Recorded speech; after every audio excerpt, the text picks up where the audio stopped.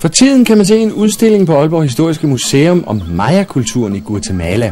Udstillingens ophavsmand er forfatteren og kunstneren Jørgen Bie, der selv bor i Guatemala.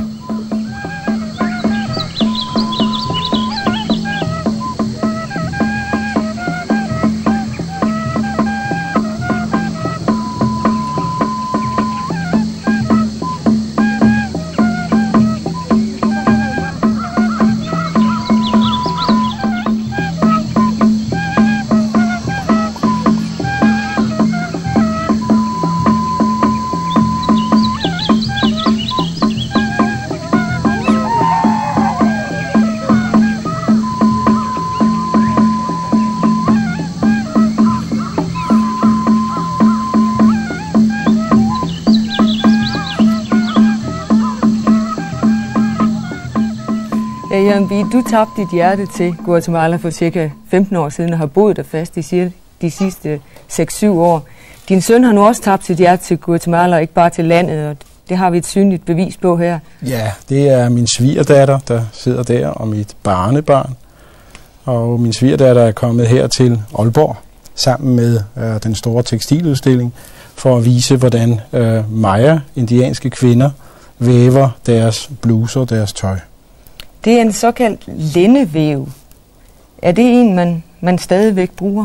Ja, den bruger alle kvinder. Den er kendt fra arkæologiske fund. Den er i hvert fald et par tusind år gammel i Guatemala. Alle indianske kvinder væver på en sådan, når de væver deres eget eller deres døtres tøj. Nu kan man ikke se på dit barnebarn, at hun faktisk også har rødder i Himmerland. Men i Guatemala, der gør man lidt ud af at vise, hvor man kommer fra og hvor man hører til. Ja, altså hver stamme, hver landsby har sine mønstre og sine farver. Det er sådan, at når en kvinde går ud i landskabet, så kan man se, hvor hun kommer fra. Mange gange er også hendes sociale stade indvævet, hendes fødselstidspunkt indvævet i hendes dragt. Den lille der har ikke fået sin vævning endnu, men det får hun nok om ikke så længe. Den Mirna væver der, det er en ekstra bluse til hende selv, og så selvfølgelig for at vise på museet, hvordan man laver sådan en. Nu bliver det vist på Aalborg Historiske Museum, men er det historisk materiale, eller er det noget, der stadigvæk kan ses? Ja, altså, jeg tror nok, de flestes bevidsthed omkring maya-kulturen er, at det var noget klassisk noget, det er noget, der er overstået. Jeg gør et temmelig stort arbejde for at få vist udstillingen hvert år på et eller andet museum i Danmark. Fordi jeg mener, at maya-kulturen faktisk lever i bedste velgående. Den er anderledes naturligvis, som den var dengang, vi jo så godt kan lide de klassiske ting. Den er blevet mere moderne, og alligevel så indsidder den jo altså med sådan nogle fantastiske egenskaber, at kvinderne faktisk kan give udtryk for, hvem de er gennem deres vævning. Der er et eksempel på, at man godt kan se nogle signaler i en bluse. Hvis vi kigger på sådan en, som der hænger der, den er fra Quiché-stammen, den største Maya-stamme. Der er 21 forskellige stammer. Så viser den på brystet, den firkant der, viser den dobbelthovedede ørn. Det er den stammes tegn, symbol, totem, om man vil. Den dobbelthovedede ørn har 2 hoveder, fordi det ene kigger tilbage i fortiden, altså har fat i rødderne, mens det andet hoved kigger og skuer ind i fremtiden.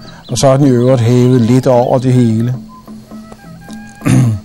Men det er altså en speciel bluse fra en af de 21 stammer, så man kan se? Ja, det kan man se. Man kan tydeligt se, altså det er jo en kvindebluse. Det er i øvrigt mest kvinder i dagens Guatemala, som giver udtryk for, hvem de er. Altså et glimrende eksempel er jo for eksempel Rigoberta Menchú, som fik Nobelprisen i 1992.